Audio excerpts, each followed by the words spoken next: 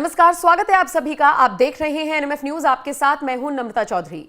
मदरसे चाहे उत्तर प्रदेश में हो, मदरसे चाहे बिहार के हो या फिर मदरसे चाहे असम के हो, खबरें लगभग एक जैसी आती हैं और वो ये कि धार्मिक शिक्षा के नाम पर बच्चों को कुछ ऐसा पढ़ाया जा रहा है जो सौहार्दपूर्ण माहौल को बिगाड़ने का काम कर सकता है।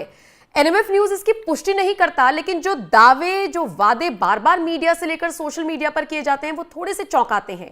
और अब जो लेटेस्ट खबर बिहार के मदरसों से सामने आई है, यकीन मानिए आप दंग रह जाएंगे, आपके रोंगटे खड़े हो जाएंगे। आप अपने बच्चे को दीन की शिक्षा लेने के लिए मदरसों में अगर भेजते हैं तो जरा एक बार चेक कर लीजिए सिलेबस में उस बच्चे को क्या पढ़ाया जा रहा है। और सबसे हैरानी की बात तो यह है कि इन मदरसों में तो कुछ हिंदू बच्चों का भी एडमिशन हुआ है। और पढ़ाया क्या जा रहा है? पढ़ाया यह जा रहा है कि गैर इस्लामिक काफिर हैं और उनके खिलाफ सारी बातें इन बच्चों के दिमाग में, इनके जहन में बिठाई जा रही हैं। अब एनसीपीसीआर के जो अध्यक्ष हैं प्रियांक कानूनगो, वो सोशल मीडिया पर लगातार एक्टिव हैं, इस मुद्दे को लेकर इसकी निंदा कर रही हैं। तमाम ट्वीट्स उन्होंने शेयर किए हुए हैं। जैसे एक तस्वीर मैं आपको फुल फ्रेम दिखाना चाहूंगी। मैं चाहूंगी मेरे वरिष्ठ सहयोगी पंकज प्रसून पहले तो इस मुद्दे पर अपनी बात रखें, समझाएं कि पूरा विवाद क्या है, और फिर ये जो तस्वीर आप देख रहे हैं, पंकज जी बाद में इसको पढ़कर बताइएगा क्या क्या सवाल हैं और क्या क्या जवाब दिए गए हैं। पंकज जी। जी देखिए, सबसे पहले ये पूरा मामला बिहार सरकार से जुड़ा हुआ है। बिहार मदरसा बोर्ड है एक, और बिहार मदरसा बोर्ड का ये सिलेबस है और किताब का नाम है तालीमुल इस्लाम। तालीमुल इस्लाम के पेज नंबर 20 से 22 के बीच कुछ ऐसी बातें बच्चों को सिखाई गई है जिसके बारे में कहा जा रहा है, और ये दावा है प्रियांक कानूनगो का, जो कि एनसीपीसीआर के हेड है। उन्होंने कहा कि वो सिलेबस चल रहा था और सब कोई पढ़ रहा था। देखिए, क्योंकि उर्दू हम में से बहुतों को नहीं आती, तो उर्दू में वो क्या पढ़ा रहे पता नहीं चला, लेकिन जब उसको ट्रांसलेट करने के लिए गूगल में डाला गया तब ये राज खुला कि अरे ये क्या है।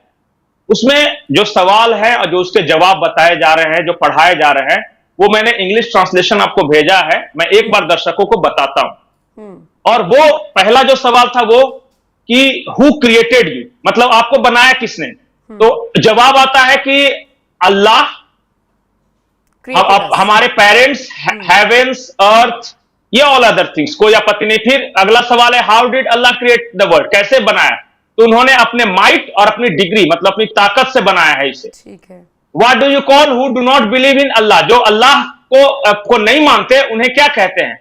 यहां आपत्तिजनक है, वो कह रहे हैं कि वो काफिर कहे जाते हैं, यानी नॉन बिलीवर्स। फिर अगला सवाल आता है सम पीपुल वर्शिप ऑब्जेक्ट्स, मतलब एक से ज्यादा भगवान की जो पूजा करते हैं उनके बारे में आप क्या कहेंगे। तो वो काफिर है और मुशरिक है। मुशरिक मतलब ये होता है कि पॉलिथिस्ट अंग्रेजी टर्म है, लेकिन यही है कि मतलब राह से भटका हुआ इंसान, एक तरह से कह सकते हैं। ठीक है। विल द पॉलिथिस्ट अटेन साल्वेशन, क्या उन्हें मोक्ष प्राप्ति होगी, क्या वो अल्टीमेट ये नहीं, विल नेवर अटेन साल्वेशन, और instead be doomed to eternal punishment and affliction. मतलब कि जो अल्लाह को नहीं मानते, हो गई, जो अल्लाह को नहीं मानते उनको अंत में फिजिकल पनिशमेंट दिया जाएगा और उन्हें तरह तरह से टॉर्चर किया जाएगा। ये बच्चों को पढ़ाया जा रहा है, चौथी, पांचवी, छठी के बच्चों को, कि अगर आप अल्लाह को बिलीव नहीं करते तो एक दिन भगवान आपको सजा देगा, ऊपर वाला, और आपको, आपके साथ फिजिकल टॉर्चर भी होगा। और दूसरा, और जो नहीं मानता उसको काफिर कहते हैं, वो नॉन बिलीवर है। ये बच्चों का सिलेबस है। हैरानी की बात है कि यह सिलेबस यूनिसेफ द्वारा मान्यता प्राप्त है, यूनाइटेड नेशंस, और उन्हीं के रिकमेंडेशन पे ऐड किया गया। बाद में और जब तहकीकात की गई तो पता चला कि यह जो सिलेबस है तालीमुल इस्लाम, यह पाकिस्तान में क्रिएट किया गया था, और वहां हिंदुओं से नफरत के लिए जो बच्चों को पढ़ाते हैं उसका हूबहू उठा के भारत में अप्लाई कर दिया गया, बिहार मदरसा बोर्ड के द्वारा। कोई साहब है, मुझे याद नहीं आ रहा, उन्होंने ये किताब लिखी।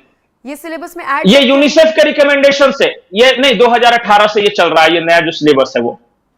तो बताइए 18 से लेकर 24 में किसी की नजर पड़ी है तो बातें खुली हैं, किसी की नजर पड़ी है, बिल्कुल ये सही बात है। देखिए, और सबसे आपने बिल्कुल सही बताया, हिंदू बच्चे पढ़ रहे हैं। अब होता क्या है कि मान लिया कि मैं एक बच्चा हूं जो कि मैं हिंदू हूं, वो पढ़ रहे हैं। अगर मुझे सब कह रहे हैं कि ये भाई काफिर है ये, क्योंकि ये अल्लाह को बिलीव नहीं करता, तो एक बचपन से एक हीन भावना उस बच्चे के मन में घर कर जाती है कि मैं तो नॉन बिलीवर हूं, मैं तो काफिर हूं, मुझे तो अल्लाह पनिशमेंट देगा, मुझे तो फिजिकल टॉर्चर से होकर गुजरना पड़ेगा। तो वो कहीं ना कहीं वहीं से कंफ्यूजन उस बच्चे के मन में पैदा होना शुरू हो जाता है। एक साइकोलॉजी है कि नहीं? बिल्कुल। अच्छा, आज बताइए, कोई आदमी, अच्छा और बुरा मैं बताता हूं, आपको कैसे पता चला कि बड़ों को प्रणाम करना चाहिए? सिखाया माँ गया। बाप ने, समाज ने, ये सिखाया गया। अगर बचपन से ही कोई आपको ये सिखाता कि कोई बड़ा आदमी है उसकी टांगे पकड़ के उलट दो, बचपन से ही बस सिर्फ मार खाने से डरते रहना, आपको अंत में वही लगता कि सही तो बता, तो मुझे बताया गया है। अब बताइए कि अगर किसी बच्चे को ये बताया जाए कि बाकी सारे काफिर हैं, उनको पनिशमेंट देना हर मुसलमान का फर्ज है, और हर मुसलमान का यह फर्ज है कि जो भी इस्लाम में नहीं है, दारुल इस्लाम में नहीं है, जो दारुल हरम में है, उन सबको वापस लाना है।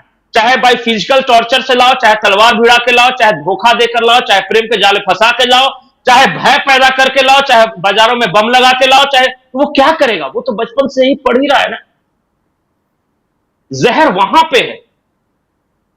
और वो जो मदरसों के सिलेबस है, वो कहा यह जा रहा है कि हमने तो कुरान से लिया है।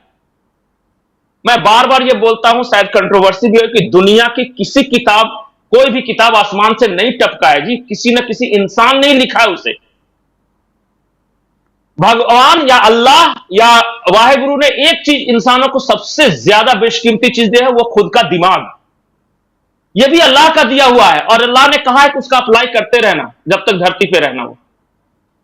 कोई कुछ भी मौलवी सिखा देगा तो ऐसा नहीं है कि चुपचाप मान लेना है। अल्लाह का दिया हुआ दिमाग भी है, इसका भी इस्तेमाल करना है। लॉजिक, रीजनिंग सब भरा है अल्लाह ने। कोई कह देगा कि जो भी इस्लाम को नहीं मानता सब काफिर हैं, सबको मारो, तो मैं मान लूंगा क्या? खुद का भी तो कुछ दिमाग होना चाहिए ना। लेकिन बच्चों से, अच्छा, एक ही चीज को दिन भर में 5 बार ला इलाहा इल्लल्लाह मोहम्मद रसूलुल्लाह 5 बार भोंपू से सुनाएंगे, और उसका मतलब यह है कि अल्लाह के अलावा कोई नहीं, अल्लाह के अलावा कोई नहीं, अल्लाह के अलावा कोई नहीं, और यही देते हैं, तो बड़ा होकर कैसा आदमी बनेगा? वो सुनते सुनते वो मान लेगा कि अल्लाह के अलावा कोई नहीं है दूसरा। ये अजान, ये कुरान, ये सिलेबस कहां कहां तक सुधार किया जाए, समझ में नहीं आता। नहीं तो चलिए ठीक है, किसी का दीन ईमान या किसी का भरोसा है, क्योंकि फिर कंट्रोवर्सी क्रिएट होती है, इन चीज़ों को लेकर काफ़ी बातें होती हैं। लेकिन अगर मैं इस पर्टिकुलर मुद्दे पर बात करूं जो कि पूरी तरीके से गलत नजर आ रहा है, और 20 से 22 जिस पेज का आप जिक्र कर रहे हैं, मैं तो कहीं पर पढ़ रही थी कि एक लिंक दिया हुआ है, और अगर उस पर क्लिक करेंगे तो उसका सीधा कनेक्शन पाकिस्तान से जाकर, क्योंकि वहीं से वो सिलेबस उठाया हुआ है। हाँ, वो अब इस पर एक्शन होना चाहिए, क्यों नहीं हुआ? नहीं, ये कल प्रियंका कानूनगो ने इस मुद्दे को उठाया है। बिहार सरकार ने माना है कि हाँ, हमसे गलती हुई है, और चूंकि उर्दू के जो जानकार थे उन्हें बताना चाहिए था। हाँ, वो नहीं ध्यान दिया किसी ने उस चीज पे।